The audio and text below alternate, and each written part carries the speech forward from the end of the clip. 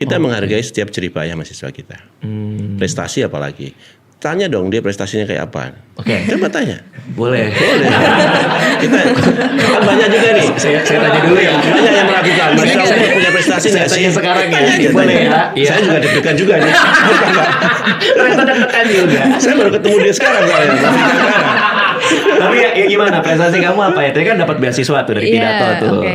Kalau misalnya aku dari awal kuliah sampai sekarang itu kurang lebih udah memenangkan 80 kompetisi di tingkat Tuh. nasional dan internasional gitu. Apa aja kompetisinya? Rata-rata di pidato atau ada yang lain? Rata-rata aku di public speaking, baik itu storytelling, news anchor, reporter, pidato, monolog, baca puisi dan lain sebagainya. Hari ini kita kedatangan ada Prof. Ali, rektor dari Universitas Terbuka dan dosen juga di sana. Ada Vika di sini, mahasiswa Universitas Terbuka.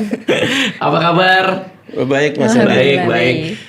Kita mau ngomongin tentang Universitas Terbuka nih, soal UT nih. Cuman Prof. Ali pakai topinya, masa saya nggak pakai? Iya, Bener masa- nggak? iya. Ada lagi nggak? Ada. Iya, Oke. iya, betul. Wah, ini black and white banget nih. Iya. Hah? Orang baik, Matching orang nih. tidak baik nih kayaknya. Iya, iya, iya. Kok Yin and pakai yang. hitam? Yang penting kan wajahnya aja yang nggak baik ya. Wah, kok nggak baik juga dong? Artinya baik gitu ya. Saya harus dua-duanya baik. Harus dua-duanya baik. Oke, Prof. Kita mau ngomongin UT kan. Cuman di kita di kantor ini ada 2 karyawan kita yang juga lagi berkuliah di Universitas Terbuka. Iya, iya, Kita orang finance kita, dia kuliah di UT sekarang udah berjalan kayaknya udah setahun lebih ya si Elsa ya. Sama ada HR kita itu juga kuliah di UT, dia lebih dulu sih, kayaknya udah 2 tahunan sekarang. Iya, iya. Dan kayaknya pilihan untuk kuliah di UT itu diambil karena paling bisa inline sama sambil bekerja Ya, gitu. yes. Kita mulai dari situ dulu kali ya. Boleh. Vika, berarti kamu kuliah di UT karena sambil kerja juga kah seperti teman-teman di kantor ini apa gimana? Iya, aku sambil kerja. Jadi aku cerita nih Bang Radit, gak apa-apa ya? Gak apa-apa. Dulu tuh aku awal lulus SMK tahun 2023. Nah, lulus SMK itu alhamdulillah di hire langsung kerja karena dulu sempat magang di sana, Oke. langsung kerja, diterima sebagai akuntan. Mikir-mikir nih, kayaknya nanti udah lulus S1 pengen nyoba ke kantor lain deh, pengen naik jenjang karir dan lain sebagainya. Nyari-nyari lowongan pekerjaan ternyata minimal S1. Oh, mau gak mau harus kuliah nih. Oke. Akhirnya waktu itu karena memang ketolak juga di SNBT dan SNBP sayangnya, aku coba cari opsi kampus yang memang fleksibel. Tadinya aku sempat mempertimbangkan kuliah yang kelas karyawan, tapi pertimbangannya karena kalau kantor ini kadang suka nggak ketebak ya Bang, kadang suka ada lembur dan lain sebagainya, takutnya malah nggak kekejar fokusnya karena kita Oke. capek. Akhirnya ya udahlah aku cari-cari kampus yang online, nemulah UT ini. Jadi aku daftar di UT karena memang fleksibel juga. Bisa gitu. jarak jauh maksudnya. Bisa jarak jauh dan gak harus ke kampus juga. Jadi kita Oke. mau belajar tengah malam, subuh jam 3 bebas gitu. UT itu yang di Pamulang kan ya? Ya, di Pondok Cabe, Pamulang. Yang punya cabai kan? Iya. Saya dulu punya gebetan jadi Aduh. tiap kali. Tapi Deja vu. biasanya kalau cerita yang sukses nggak diceritain. Misalnya. Nah, ini biasanya yang diinget terus yang gagal ini. Ya nggak? Aduh. Betul nggak Mas Radit? Bener sih. Tapi itu pertemuan pertama saya sama UT itu ketika Oh, saya gitu. lagi mau jemput dia, si cewek itu mau jemput dia. itu bubaran sebelum jadian apa gimana? belum. Ya begitulah dulu lah zaman dulu.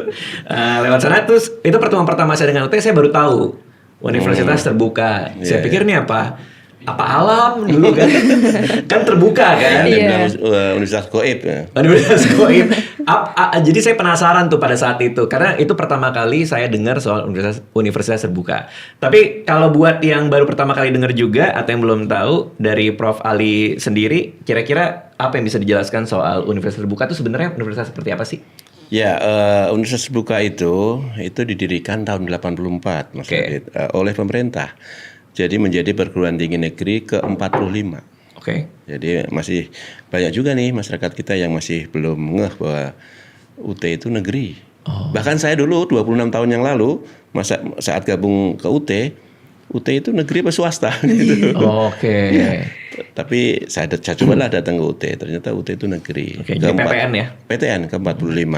Saat itu dibuka karena ledakan jumlah lulusan SLTA yang tidak tertampung di perguruan tinggi negeri, khususnya yang 44 tadi. Nah, Oke. Pak Presiden memikirkan tuh bagaimana caranya supaya ini tetap punya kesempatan tuh untuk Oke. kuliah, sekolah di tempat yang sama-sama negeri dan tentu saja dengan kualitas. Nah, Oke. saat itulah muncul ide besar dari pendiri UT yaitu Prof. Setiadi, yaitu mengadopsi pendidikan jarak jauh. Jadi UT itu satu-satunya perguruan tinggi negeri dan satu-satunya saat itu menggunakan sistem belajar jarak jauh. Jadi perguruan tinggi negeri jarak jauh. Dan itu tahun 80-an belum 84. ada internet tuh ya? Belum ada internet. Makanya konsepnya distance learning, bukan online learning.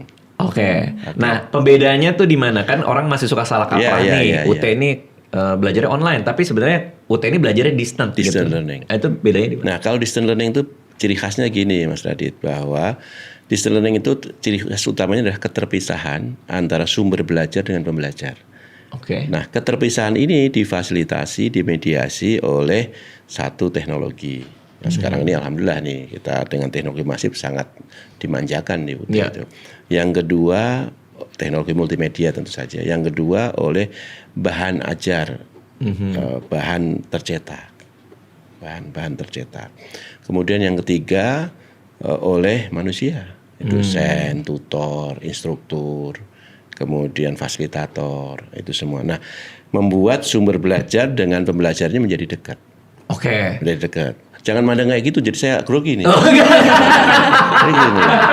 Kayaknya saya diselidiki ini. Kan saya mau nanya. Saya lagi mau bertanya. Anda harus ketemu sama teman saya namanya Dr. Tirta nih. Dia ngeliatnya lebih tajam lagi. Oke, Mas Radit. Nah, masih ingat nggak, Prof? 26 tahun yang lalu kan jadi dosen di UT dosen kan? di UT. Kamu belum lahir tuh pada saat itu, masih di angan-angan tuh. Ibu bapak belum ketemu. Ibu bapak belum ketemu bahkan. Waktu itu kayak gimana gitu? Dan apa bedanya distance learning 26 tahun yang lalu dengan distance learning UT lakukan hari ini?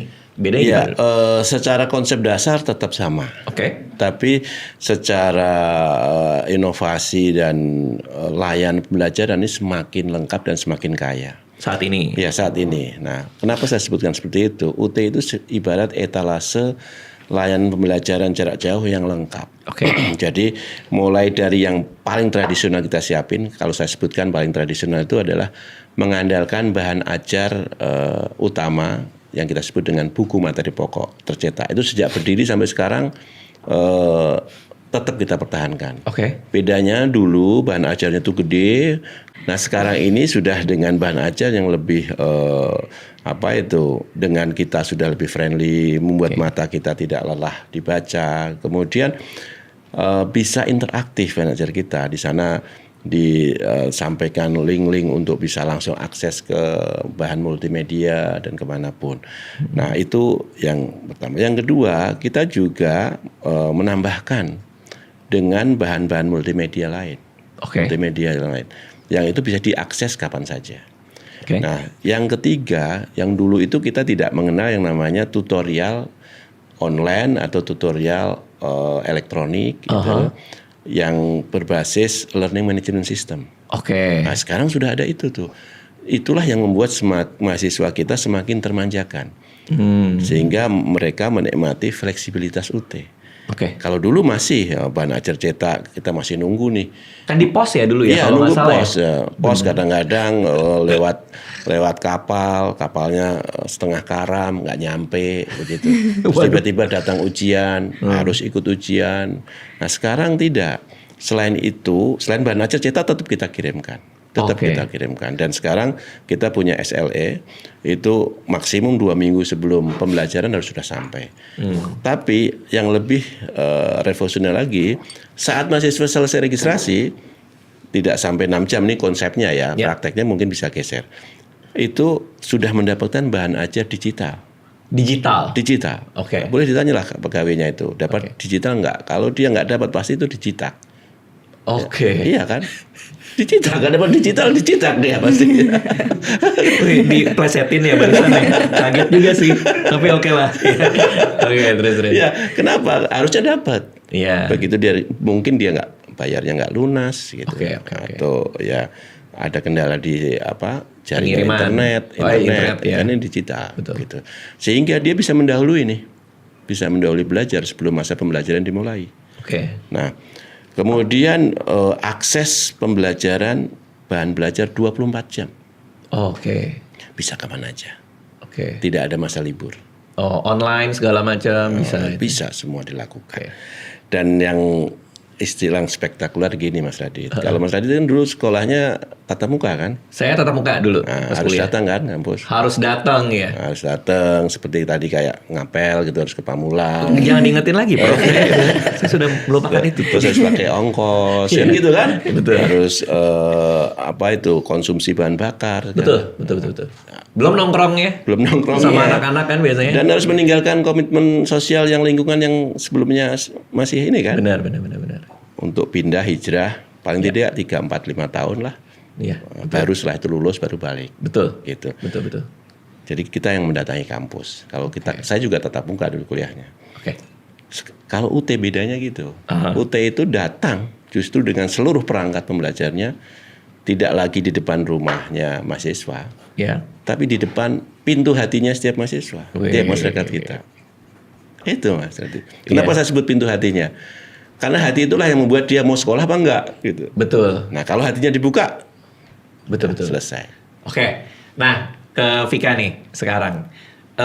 Pas kamu daftar ke UT, karena kamu tertarik dengan distance learning tadi, jadi gimana rangkaian nih buat mungkin ada yang pengen kuliah di UT juga. Jadi kamu daftar, terus abis itu apa yang terjadi? Oke, kalau misalnya dulu tuh aku daftar kan lewat websitenya UT. Ada My UT itu kita isi admisi di sana, terus langsung isi dokumen. Waktu Oke. itu karena aku lulus bulan Mei dan aku daftar bulan Juli, belum keluar tuh ijazah. Ijazah belum keluar, Ijazah oke. belum keluar. Jadi daftar sementara itu pakai SKL, surat keterangan lulus. Oke. Diupload di sana, terus kita diminta beberapa dokumen kayak KTP, foto, Upload dan juga? iya diupload juga. Upload juga. Terus diminta surat keabsahan, ditandatangani, udah habis itu dapat NIM. Berarti itu tidak ke kampus sama sekali? Enggak, Oh. full online aku dari awal. Rumah kamu di mana? Rumah aku di daerah Dago, Di Bandung. di Bandung. Oke. Tapi setiap kota tuh sebenarnya ada kantor UT-nya Bang Radit. Oh, kalau untuk administrasi yang butuh ketemu, Iya. tinggal ke kantor UT-nya? Iya betul. Jadi kalau Oh, iya, misalnya iya. ada yang mau kuliah nih, kita kan ada beberapa yang memang mahasiswanya mungkin perlu tambahan nih. Kayak dia perlu penjelasan langsung dari dosen. Nah, itu biasanya di setiap kantor daerah ada ya, Prof. Ada, 20 sampai 25 mahasiswa. Nah, itu nanti mereka belajar di sana, ada dosennya lagi. Oke. Bentar, jadi kan kamu daftar, terus kamu jurusannya akuntansi kan? Betul. Prof kan juga dosen di akuntansi. Akuntansi. nggak salah. Nah, sampai dengan kuliah hari pertama, ini kalau di UT ada istilah itu, kuliah hari pertama? Nggak ada. Atau enggak ya? Kuliah Enggak ya berarti ya? hari pertama bolehlah dianggap ada. Jadi ada apa? Boleh lah. Iya, istilahnya gitu. Iya, supaya Mas Radit nyambung lah. Iya, semuanya Mas Radit nyambung. Boleh lah. Iya, tapi hari pertama kuliah itu berarti apa untuk mahasiswa UT namanya itu? Ada, namanya masa perkuliahan. Masa Nah, perkuliahan. diburai tanggal sekian misalkan. Nah, itu mulai berjalan tuh, Argo. 6 bulan. Ya, Oke. 1 semester. Nah, itu karena ini distance learning, berarti ada masa di mana apa nih Zoom meeting bareng-bareng atau gimana tuh cara belajar? Makanya belajar ke UT. Masuk UT. Nah, ini saya terangin nih Mas. Iya, boleh. Gimana belajarnya gimana? Belajarnya gimana? Dulu kan pakai pos. Pakai pos. Nah, sekarang gimana nih? Pos juga sekarang kita pakai untuk ngirim bahan ajar cetak kita. Oke. Nah, masa pembelajaran ini kita resmikan. Misalkan ini sekarang nih Ya. untuk menyambut nanti yang pembelajaran mulai bulan Juli. Oke. Tanggal 5 Mei kita mulai pendaftaran. 5 Mei pendaftaran. Ya, admisi segala macam. Kemudian nanti Juli, katakanlah Mei, Juni, Juli, 1 Juli mulai belajar. Oke, 1 Juli. Masa pembelajaran. Masa pembelajaran. Karena belajarnya sendiri, Betul. mandiri, terstruktur, terbimbing tadi. Oke. Disitulah mulai belajar selama 16 pekan, Mhm. sama dengan perguruan tinggi lain 16 pekan. Terdiri dari 4 pekan pertama diharapkan dia sudah bisa mulai belajar mandiri. Oke, berarti ini fully mandiri dari awal pun. Ya. Konsepnya itu kan mandiri, terstruktur, terbimbing. Oke, ada pertemuan kayak kalau kampus lain tuh ada pertemuan online yang di absen tuh di Zoom satu-satu. Zaman gini pakai absen. Gimana? Zaman gini pakai absen. Oh, udah enggak ya berarti kalau UT ya? Bukan enggak, anak model Vika mana mau di absen. Oke, karena kan juga kerja. Ya, Oh. menzolimi dia dong. Iya betul. Jangan. Kok jahat banget gue ya? Itu absen. Iya, Masa ilmu tergantung sama absen. Oke, iya, keren. Benar. Tergantung kepada aksesibilitas. Oke. Nah, sejak pekan pertama itulah mahasiswa akses terhadap bahan pembelajaran utama UT. Oke. Gitu. Jadi mahasiswa di masa pembelajaran itu dikasih bahan-bahan. Ya, bahan ajar utama. Bahan ajar utama. Yang tadi cetak tadi. Oke, yang dulu dicetak sekarang dicetak pun bisa atau online juga Digital juga bisa, bisa. ya. Dia punya akses 24 jam terhadap bahan ajarnya. Ya. Silakan belajar mandiri nih. Ya. Nah, di situ tapi tidak sekedar bahan ajar biasa saja, Mas Radit. Ya. Dia harus punya sifat bahan ajar utama. Itu yang sulit ditiru oleh yang lain. Apa tuh? Yaitu dia harus self contained. Jadi tuntas dia. Jadi dia nggak perlu nyari sumber ke tempat lain. Semua sudah ada di situ. Makanya kalau Mas Radit, saya nggak nakut-nakutin ya. Mas Radit itu gini aja pakai catatan cuma 2 halaman kan. Bahan ajar itu tebel-tebel tuh. Oke. Karena tuntas semua di situ. Dia nggak perlu cari kemana-mana. Yang kedua, ini yang penting. Harus punya kemampuan self-instruction. Jadi itu dibagi, disusun sedemikian rupa dari yang paling mudah sampai yang paling susah. Selama 16 pekan itu bisa tuntas belajar. Oke. Dari tahap demi tahap dia harus melakukan apa. Setelah belajar tahap bagian 1, lalu dia latihan baca rangkuman, lalu melakukan tes formatif secara mandiri. Nah, tes formatif itu yang menentukan dia boleh nggak lanjut apa tidak. Oke. Kalau dia tes mandiri itu dia mampu lebih dari 80%, dia boleh lanjut ke berikutnya. Oke. Nah, kuncinya memang disiplin. Oke. Disiplin. Nah, dia atur sendiri selama 4 pekan. Nah, selama 4 pekan, kalau dia merasa, aduh saya ini nggak pede nih kalau sendirian, saya harus punya teman diskusi, punya komunitas segala macam. Secara default kita masukkan mereka itu saat registrasi ke kelas tutorial online namanya. Oke, secara default tuh udah pasti masuk. Pasti masuk. Oke, itu dari website dia tahu semua teman-temannya di sana dan jadwal tutornya, Iya. atau ada WhatsApp atau Enggak, apa dari tuh? website sudah ada. Sudah oke. dari awal. Sudah Jadi dari awal. kunci kekuatan UT itu di perencanaan pembelajaran, Mas Radit. Oke.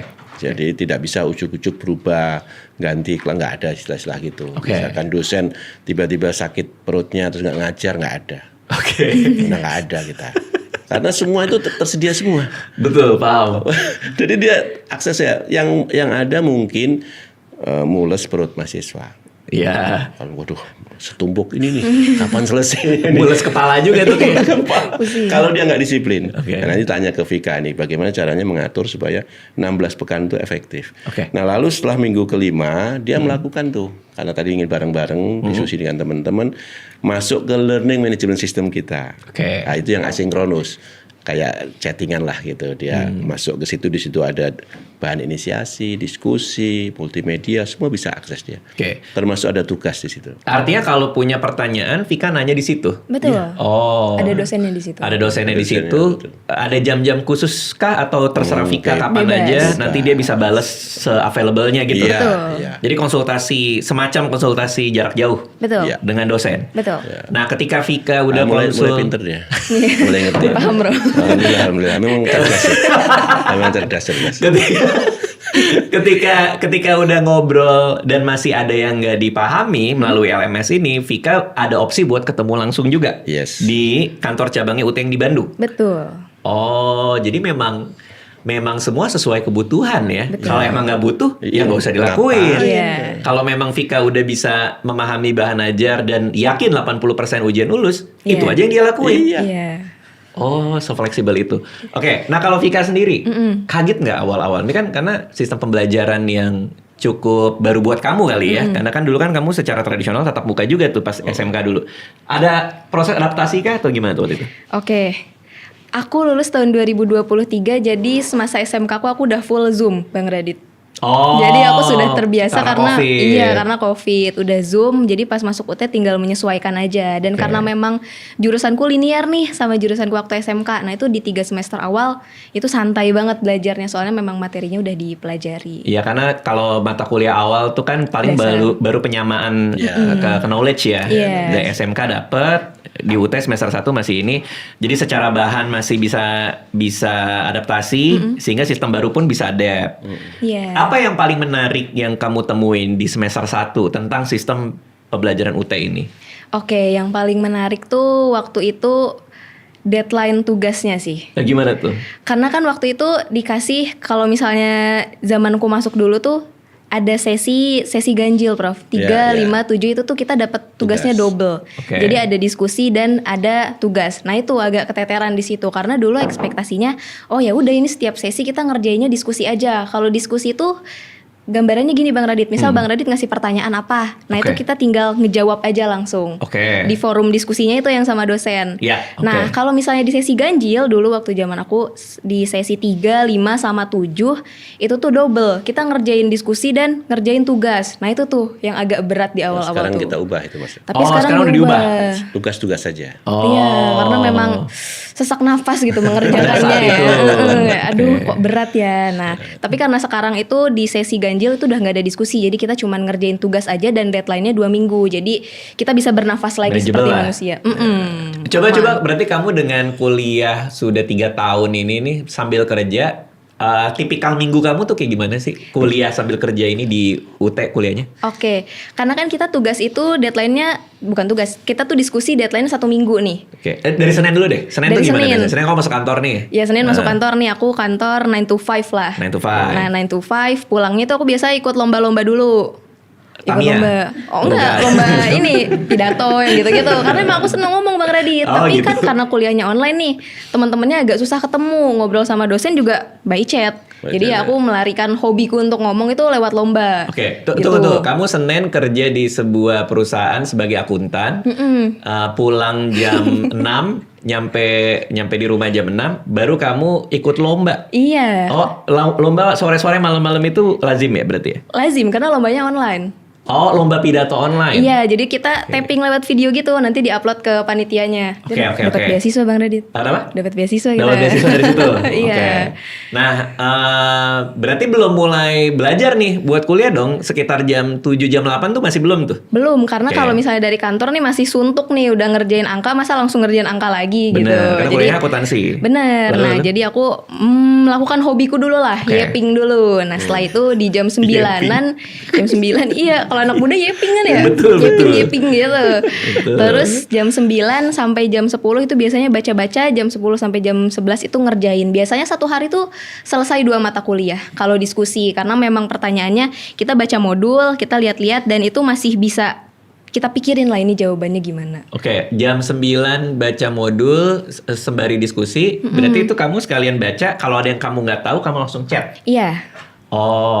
Itu 2 mata kuliah? Bisa kekejar 2 mata kuliah. Gokil sih. Iya. Cepet juga kamu bacanya berarti ya? Karena memang kan kalau diskusi itu terlatih ya? Iya, karena pas awal itu kita dibekelin juga gimana caranya biar membaca modul itu dengan efektif. Oh, ada itu juga, Prof? Iya ada. Memang sudah dipersiapkan dari awal. Emang Radit doang yang bisa. Coba kasih tips satu, Prof. Gimana, Prof? Membaca modul efektif. Iya, modul efektif. Itu gimana tipsnya? Ada cara baca dari tengah ini. Jadi kalau 1 lembar nih, tek. Ada yang hanya kata-kata kunci aja. Kalau saya pakai yang metode Z gitu. Z ya. Itu diajarin juga. Tergantung gayanya saja, sukanya apa. Udah hari Senin 2 mata kuliah. Sampai Selasa, Rabu juga persis kayak gitu. Sama kayak gitu, diulang. 2 matkul. Iya, Sabtu Minggu ya udah karena aku ikut organisasi ya Sabtu Minggu main ke kampus ketemu sama teman-teman. Organisasi di UT? Iya, organisasi di UT. Oh, berarti di UT pun juga ada UKM. Kita perguruan tinggi negeri, Mas Radit. kan saya pikir jarak jauh gitu loh, Prof, maksudnya. Mahasiswa kita kan manusia.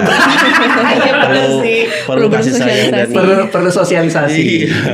Berarti ada pembelajaran jarak jauh itu bisa dilakuin, tapi kalau memilih mau untuk berorganisasi juga tersedia. Iya, tersedia. Ada opsinya. kalau kampus, berarti kalau kamu UKM, itu UKM kan maksudnya? Iya. UKM. Semacam UKM gitu, organisasi kampus. Itu yang di Bandung datangnya? Iya, yang di Bandung. Oh, terus ketemu sama teman-teman Iya, yang ketemu lain di situ? chat gitu, ngobrol-ngobrol. Kadang kan kalau misalnya kita masih dalam satu sesi nih, ketika kita udah nge-upload diskusi, dari dosennya udah ngasih feedback misalnya, oh ternyata ini nilainya kurang di bagian ini. Nah itu kita bisa ngobrol sama teman kita, jawaban kamu gimana sih? Kok jawabanku yang gini salah gitu. Jadi kita masih bisa revisi biar Diskusi. nilainya maksimal gitu.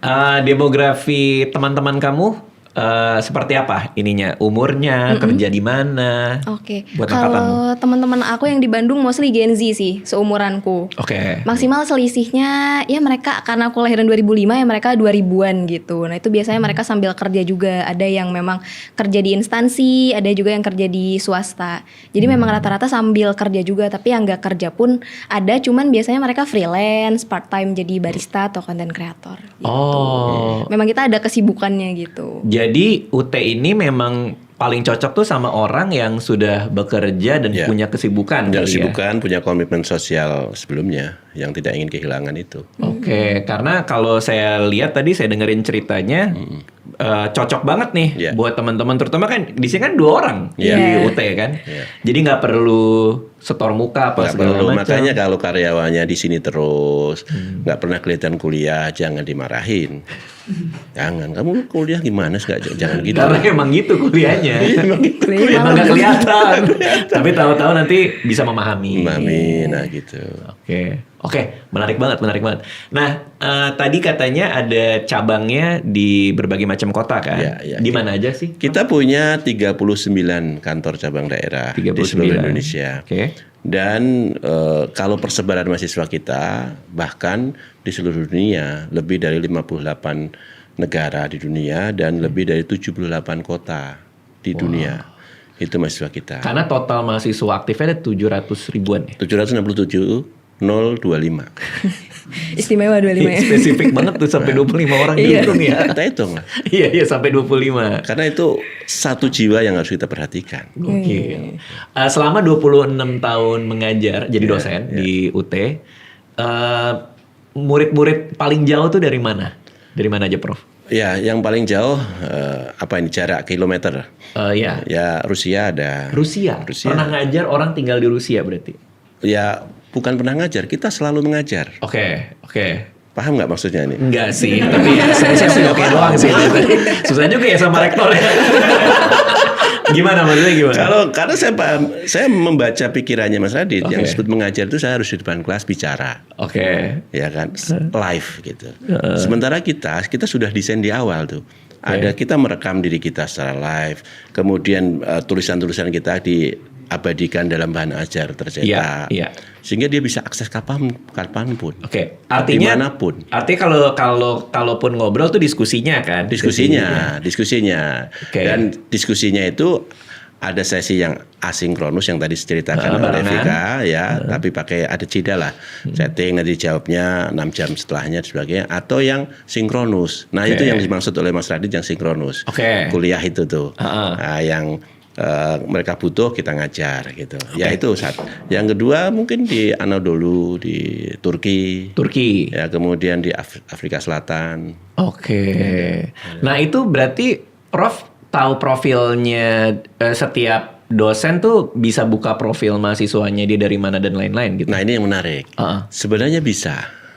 Sebenarnya kita bisa, tapi tidak diharuskan tahu profilnya. Tapi yang kita harus tahu adalah prestasi dia. Kemampuan dasar dia kita harus punya. Karena kalau tidak tahu nanti kita pakai level yang secerdas Mas Radit lah, jadi kasih 5 menit udah paham gitu. Ya, kira-kira itu saya berbaik sangka ya. Berbaik sangka. Makasih sudah berbaik sangka ya, Prof. Faktanya enggak ya, saya enggak tahu. Iya. Tapi kayaknya enggak ya. Kayaknya 5 menit sih enggak sih. Nah, itu kita harus tahu. Oleh karena itu, maka UT itu didesain dengan minimum requirement kalau ngajar itu. Artinya membaca mahasiswa kita itu minimum requirement. Jadi karena mahasiswa kita itu kan tidak melalui proses tes masuk. Tapi kita punya seleksi masuk. Paham ya bedanya tes dan seleksi? Kalau dia tes masuk berarti ada yang tidak masuk karena kurang gitu. Tapi kalau kita kan nggak ada itu. Jadi mahasiswa dengan latar belakang apapun, sepanjang dia punya ijazah setara SLTA, boleh masuk UT. Dari kalangan manapun. Termasuk yang sangat cerdas, kemudian cerdas, biasa saja, atau di bawah biasa saja. Berarti artinya kalau semua orang boleh masuk UT, maka gimana cara memastikan dia punya minimal pengetahuan untuk mengikuti itulah menarik pembelajaran? Itu pertanyaan sudah saya duga. Lebih ke peramal ya. Bapak bisa baca pikiran. Karena betul-betul menarik ini ya pertanyaannya. Jadi bagaimana memastikan? Maka kata kunci UT adalah perencanaan pembelajaran. Jadi kita itu seperti apa ya? Seperti supermarket gitu, yang memberikan ragam layanan ya, macam-macam, mulai dari yang paling tradisional pendidikan jarak jauh tadi yang hanya mengandalkan bahan ajar cetak, kemudian ada yang digital, kemudian ada tutorial online, ada multimedia, ada rekaman video, semua kita siapin. Mahasiswa paling nyaman dengan cara apa? Mohon maaf, mahasiswa yang hanya mengandalkan pendengaran misalkan, kita siapkan desain pembelajaran kita yang memang heavy-nya di menggunakan untuk pendengaran. Kemudian yang sangat familiar dengan model membaca, maka kita siapin semua dengan cara memanjakan mata untuk membaca dengan berbagai macam. Termasuk juga bahan-bahan yang lain. Itu salah satu kelebihan kita untuk memastikan. Kemudian yang berikutnya, kita punya standar mutu. Standar mutu. Masuknya boleh dengan cara apapun, dengan latar belakang apapun, tapi lulusnya harus dengan standar minimum yang sama. Jadi bisa saya pastikan nilai FIKA akuntansi yang diperoleh di sini A misalkan di Bandung, UT Bandung, itu harus sama dengan mahasiswa saya di Jeddah yang ngambil prodi akuntansi, mata kuliah yang sama. Kalau dapat A harus standarnya sama. Harus sama, kualitasnya harus sama. Kalau C ya C saja sama. Jadi itu yang harus kita pastikan. Oleh karena itu maka memang UT harus kaya dengan ragam pembelajaran. Nah artinya kalau memang semua orang boleh masuk dengan standar mutu yang sudah dijaga, mahasiswa mau ngambil berapa semester pun nggak masalah dong kalau dia masih belum. Bagus itu. Dari sisi mahasiswa bebas dia. Bebas tuh. Bebas. Kapan bebas? Tapi kita bagi menjadi dua jenis yang disebut dengan SIPAS, sistem paket semester, dan non sistem paket semester. Seperti FIKA ini sistem paket semester itu dia punya komitmen, saya 8 semester harus selesai. Karena paketnya udah diatur 8 semester sesuai standar kita. Sarjana misalkan itu harus 8 semester, dibikinlah 8 semester. Tapi ada yang enggak kok, saya sesuai dengan kesibukan saya punya berbagai hal yang harus saya urus lain, saya mampunya hanya mau 3 SKS saja. 3 SKS satu semester? Satu semester saja. Silakan. Wow. Tahun 2019 Mas Radit, kita pernah mewisuda mahasiswa itu seumur UT. Jadi dia masuk 84, lulus 2019 bersama anak dan cucunya. Bayangkan. Saking ngambil SKS-nya dikit ya? Dikit, habis itu cuti. Nggak ada cuti kita. Nggak boleh ya? Bukan nggak boleh, bebas saja. Bebas aja? Bebas aja. Oke. Berarti nggak ada minimal tahun kelulusan kayak kampus lain tuh nggak ada ya? Standar kita ada. Bahwa mahasiswa distance learning itu standar lulusnya 4-8 tahun. Itu standar? Standar. 4-8 tahun. Kalau tatap muka kan 4-6 tahun. Kita 4-8 tahun. Gitu.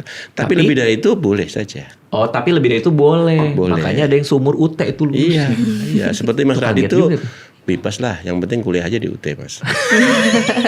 Maksud saya mempertahankan status mahasiswa itu kan keren, Mas. Bener, tapi lama juga sih. Kalau sampai 26 tahun sih lumayan lama. Seumur UT 30 bahkan ya? Ya waktu itu 30 tahun kuliah. Nah kebetulan kalau kamu ngambil paket yang UT sudah siapkan kan? Tapi teman-teman kamu ada tuh yang nyicil-nyicil? Ada yang nyicil-nyicil. Tapi biasanya tuh yang nyicil-nyicil gitu karena memang dia pengen lebih cepat. Maksudnya gimana tuh?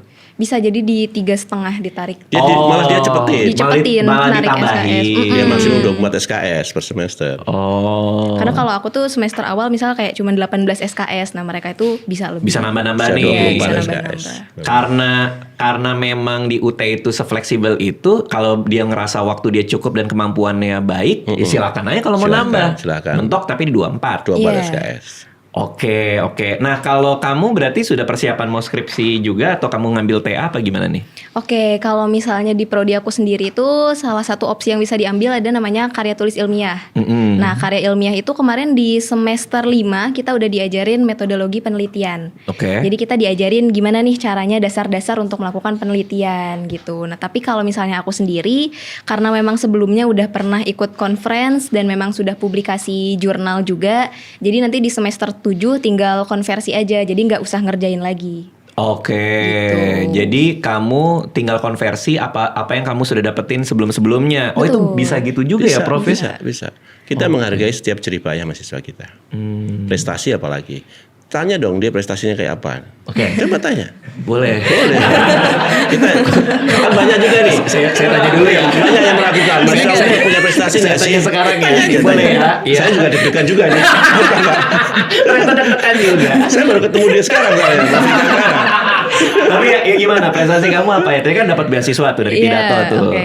Kalau misalnya aku dari awal kuliah sampai sekarang itu kurang lebih udah memenangkan 80 kompetisi di tingkat Tuh. nasional Oh, dan wow. internasional gitu. Apa aja kompetisinya? Rata-rata di pidato atau ada yang lain? Rata-rata aku di public speaking, baik itu Oh. storytelling, news anchor, reporter, pidato, monolog, baca puisi dan lain sebagainya. Karena memang basicnya seneng Tapi nggak ada ngomong. komik kan? Wah, Nggak enggak, kalau stand up komika comedy. saingannya Bang Radit. Iya. Kalah aku, Pak. Tapi kan stand up comedy juga public speaking. Tapi aku nggak lucu, Bang. Oh. Sama aku juga. Bang Radit lucu kok. Ya lucunya beliau lucu. Iya. Biasanya stand up comedian tuh aslinya nggak lucu, Prof. Oh, iya. Biasa aja gitu kalau sehari-hari ketemu iya. serius-serius gitu. Ada komunitasnya tahu di Bandung. Oh iya. Stand up Indo Bandung. Siapa tahu penasaran kan? Iya, Kan iya. kamu udah sering di public speaking. Iya.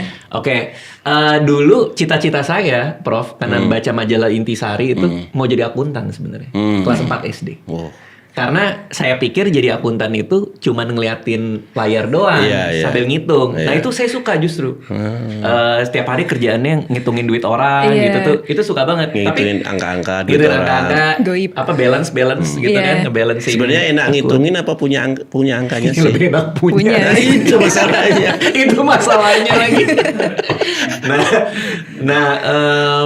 Kamu menarik juga karena dulu aku pengen jadi akuntan karena aku pikir tuh sesendirian itu. Iya. Tapi kalau kamu malah justru ngambil public speakingnya ya. Iya. Oh, seru Karena juga memang tuh. di akuntan bener kan kata Bang Radit, kita ketemunya angka doang nih. Betul. Suntuk juga nih kalau udah 3 tahun kerja ngeliat angka doang kayak aduh nih ngobrol sama manusia kapan gitu ya.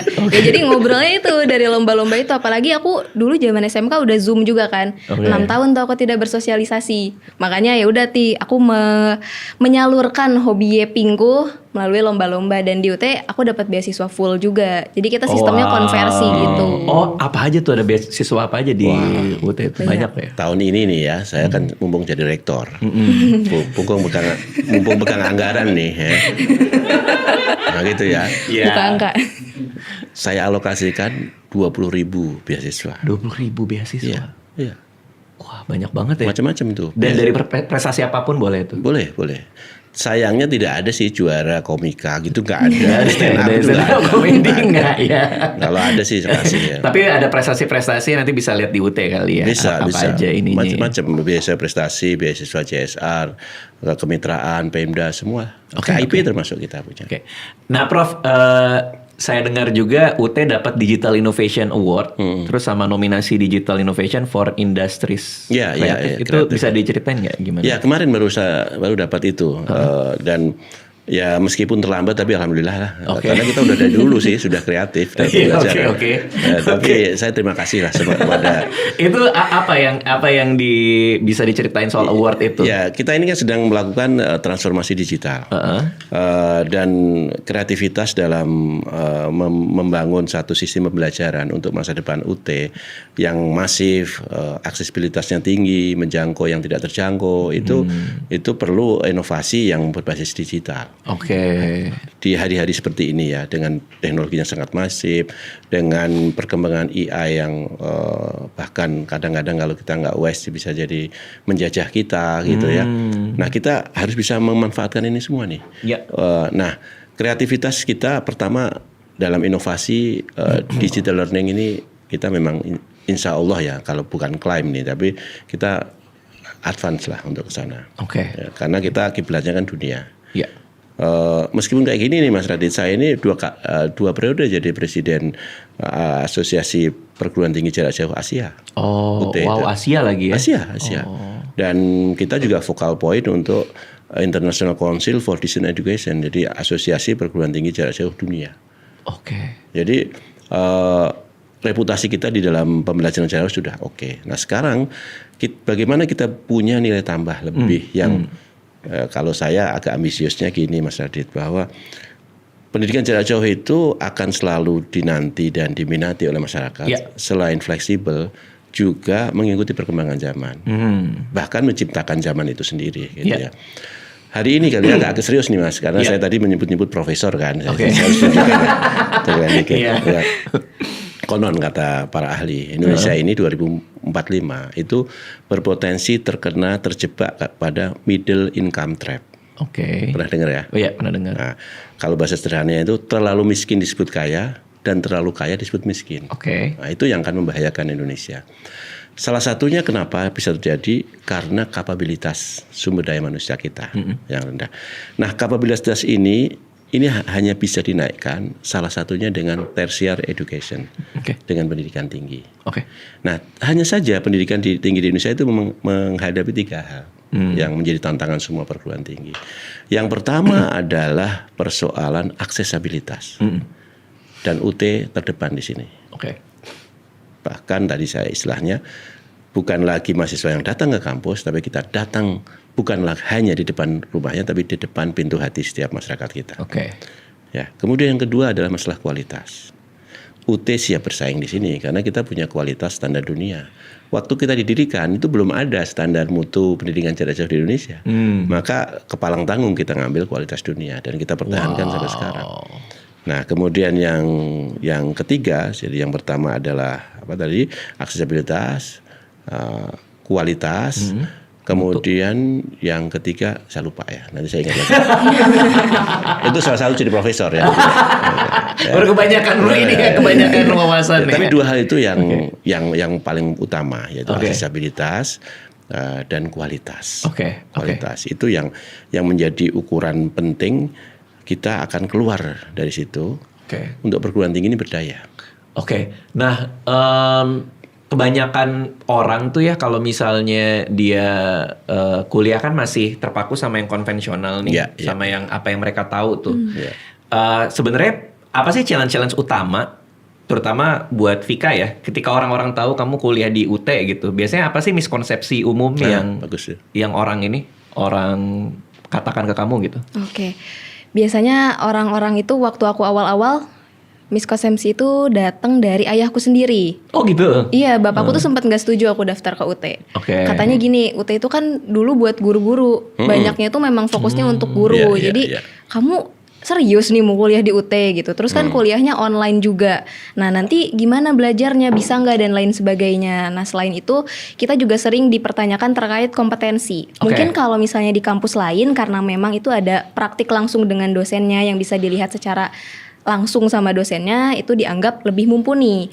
Padahal kita pun dengan sistem yang dimiliki oleh UT, kita memiliki sistem yang namanya diskusi, tugas dan lain sebagainya. Bahkan sekarang setiap tugas sudah dilengkapi dengan detektor AI juga. Oh iya? Iya, itu sudah ada di beberapa tugas memang dilengkapi. Kayak yang kemarin tuh metodologi itu dikasih deteksi AI-nya juga. Nah itu udah mengukur juga segimana mumpuninya kita secara kompetensi dengan kebutuhan industri. Nah selain itu orang-orang juga sering ngejudge kayak kalau misalnya di UT itu kan karena memang kuliahnya nggak ada yang mantau nih, kita kuliahnya mandiri. Ini kamu ilmunya beneran dapat nggak dan lain sebagainya. Karena kan memang sekarang banyak nih pakai AI. Jangan-jangan kamu ngejawab diskusinya pakai AI dan lain sebagainya. Nah itu sering tuh ada stigma-stigma kayak gitu dari orang-orang. Padahal kan kita kuliah tentu punya tujuannya masing-masing nih. Kita punya targetnya. Misal kita kuliah bukan hanya untuk jenjang karir, tapi untuk mendapatkan ilmu yang pada akhirnya akan bermanfaat untuk kehidupan kita selanjutnya. Nah kita berkomitmen pada itu. Jadi kalau misalnya kita dikasih tugas, kita dikasih diskusi, ya kita berkomitmen bahwa jawaban kita hari ini pun akan dipertanggungjawabkan nanti ketika kita masuk di industri. Gitu. Dan ada ujiannya juga kan? Betul, ada ujiannya. Ada kompetensinya kan diuji dari ujiannya tersebut. Betul. Sehingga kan kayak tadi Prof bilang, kalau misalnya emang belum memenuhi standar kompetensi yang UT tetapkan ya mungkin nggak lulus Iya, nggak gitu. lulus, Kalau ujiannya boleh ceritain nggak kayak apa sih ujian UT Oke, itu? kalau ujiannya sampai sekarang di Bandung sendiri itu masih pakai 2 skema ujian. Ada ujian tatap muka sama ujian online. Oke. Nah, ujian tatap muka itu sistemnya kayak Bang Radit ngalamin UN yang dibulet-buletin itu. Iya tahu. Nah, itu kita masih pakai kertas-kertas yang kayak gitu. Oke. Jadi dibuletin, kita ngisi jawabannya di sana. Nanti kita dikasih kertas lembaran, kita jawab di sana. Nah, kalau misalnya yang UO itu kita sekarang udah bisa pakai device pribadi ya, Bisa Prof. pakai handphone. Pakai handphone pribadi. Jadi nanti kita masuk ke website yang memang sudah disediakan oleh UT. Nah, nanti kita mengerjakan ujiannya di sana. Oke. Ujiannya tuh rata-rata cuma 40 sampai 50 soal lah kurang lebih. Oke. Dan itu mencangkup dengan modul yang udah dibaca sebelumnya. Kan kita dikasih modul nih, bahan Ada 9 ajar. modul. Oh, 9 modul. Ya, per mata kuliah. Per mata kuliah. Dan 3 SKS ya. Oke. Iya, nah itu ada modul. Berarti pas lagi ujian online itu ada dipantau juga gitu ya, Oh iya, Prof ya? Ya, ada dipantau oleh mesin atau dipantau oleh manusia. Oke. Ya, Oke. kalau Mas Radit kayaknya jangan mesin lah. Manusia. Gue curiga banget kayaknya. Oke. Karena pemikirannya liar beliau. Iya, Iya. Harus ada yang mengendalikan. Harus ada yang mengendalikan. bahaya ya. Oke, berarti memang teruji bahwa UT memang punya batas kompetensinya sendiri kan. Betul. Nah kalau misalnya mau ngulang mata kuliah boleh tuh. Kalau Boleh. misalnya ada yang dapat C, Boleh, Boleh. Dia bisa melakukan remedial di masa semester itu. di masa semester itu. Ya, karena di UT itu agak unik ya. Soal 45. Itu kalau dia kan tadi ikut tutorial tuh. Yep. Tutorial itu if then. Dia bisa berkontribusi juga bisa tidak. Oke. Ya, karena tutorial kan tadi nggak ada yang mantau kan. Ya. Bisa juga dikerjain sendiri, bisa juga dikerjain oleh siapapun Oke. gitu ya, bahkan oleh mesin tadi. Oke. Nah, untuk kelulusan kita terapkan semacam cutting score. Kalau dia UAS itu bisa mengerjakan minimum 30% dari soal yang diujikan, nilai tutorialnya nanti bisa diangkut tuh. Oh. Nah, tapi kalau dia kurang dari 30% nggak bisa. Oke. Pasti fail dia harus ulang. Jadi komponen terbesar tuh justru ada di ujiannya. Ujian akhir. Bukan di tutorialnya. Bukan, tutorial itu dalam rangka kompetensi dan menaikkan kemampuan itu. Paham, Gitu. paham. Oke, kalau ininya biaya-biayanya apa yang bisa kamu share? Kalau untuk biaya karena aku ambil paketnya SIPAS dan di prodi aku itu biayanya cuma 1,3 juta per semester. Per semester? Iya, 6 satu bulan? semester. Iya, itu udah dapat semua fasilitas, buku, terus yang layanan online, ujian pun kita nggak usah bayar lagi. Jadi Di gimana 1,3 Mas Radit? itu. Mau ngasih beasiswa berapa? 1,3. Iya, bayangkan. Bro, 1,3 satu semester loh. Dan Iya. sekualitas ini loh. Oh iya. Tuh. Iya. Bukti nih, tinggal tanya. Oh, wow. Nah, makanya tadi menyambung tadi pertanyaan yang belum tuntas jawaban saya kenapa dapat Digital Innovation Award tadi itu. Yang ketiga tadi yang pura-pura saya lupa tadi. Oke. Bro, nggak ingat sekarang, bukan karena baru ingat sekarang ya, Prof ya? Sebenarnya itu Ditentul gitu. Ya gimana, Prof? Yang ketiga apa? relevansi. Relevansi. Nah, jadi selain tadi aksesibilitas, kualitas dan relevansi. Oke. UT ini dipandang oleh publik, terutama para pekerja kreatif itu sangat relevan dengan kebutuhan mereka. Oke. Mereka bisa berkarya sampai ke puncak, kemudian kompetensinya naik, kualifikasi naik dan kapabilitas naik tanpa harus meninggalkan itu semua. Oke. UT jawabannya. Oke. Dan inovasi itulah yang attach, yang mendukung industri kreatif, itulah yang dihargai. Ya, Oke. terima kasih. Siap. Ada yang menghargai. Moga-moga itu usulan Mas Radit sih. Iya, siap. Oke, kalau ada yang mau tahu lebih banyak soal UT bisa kemana, Prof? Misalnya ada yang nonton, tertarik mau daftar, kan bentar lagi kan pendaftaran ya? Kalau nggak salah Sekarang ya? masa pendaftaran. Lagi masa pendaftaran? Oke. Dibuka tanggal 5 Mei kemarin Oke. sampai nanti sekitar Juli akhir. Juni akhir. Juli akhir. Juli kita, akhir. Ya. Nah itu silahkan boleh buka website UT, www.ut.acid, kemudian bisa datang ke kantor UT daerah yang ya gini Mas Radit, di Indonesia ini meskipun kita sekarang hidup di era digital teknologi masih ada Oke. daerah-daerah yang memang masih kesulitan akses teknologi, akses internet gitu ya, atau yang bukan generasi kita lah, yang generasi yang sudah tua-tua itu masih nggak mantep gitu ya, seperti tadi orang tua Vika, Ya. kalau kuliah itu nggak datang ke kampus gitu. Ya. Nah, silakan datang ke kantor kita kalau di Bandung tuh di Panjelekan, ada di Jakarta di Pamulang. Pamulang kantor pusat. Oh, Malah kantor kita nggak terima di situ. Oh, oke. Itu kantor pusat itu Oke, oke. di Rawamangun sana itu ada, atau kalau ke Serang di depan kampus Untirta gitu. Atau ini ada kebiasaan unik ini Mas. Mas Radit ini kan tapi bukan generasi yang suka manipulasi orang tua ya. Ada anak-anak sekarang ini kuliahnya di UT, tapi tinggalnya di Jakarta. Dia sengaja daftar UT Denpasar. Supaya dia punya alasan nih sama orang tuanya, saya mau ujiannya di Denpasar. Sekarang liburan. Healing. Padahal sebenarnya bisa itu ujian di. Maka sekarang saya mau bikin program ini, pembekalan untuk orang tua mahasiswa UT. Justru orang tuanya mau dibekalin. Hati-hati ya kalau misalnya gini anak lu ya. Astaga, ada itu Prof. Ada. Lucu banget lagi. Jadi di Denpasar dia ujian. Mas saya mau ujian di UT Denpasar. Ngapain di Denpasar? Ini KTM saya mahasiswa UT Denpasar. Saya jadi harus ujian di sana. Itu kan memanipulasi perintah rektor kan. Padahal kita perintahnya ujian di mana saja. Bahkan di ruang seperti ini bisa. Iya, dia harus ke Denpasar bilang ke orang tuanya. Alhamdulillahnya orang tuanya cukup punya uang ya. Iya. Nggak apa-apa lah gitu. Astaga. Oke. Wah, seru banget. Silakan kalau misalnya ada yang mau daftar di UT bisa ke website-nya. Tadi apa website-nya, Prof? www.utacid.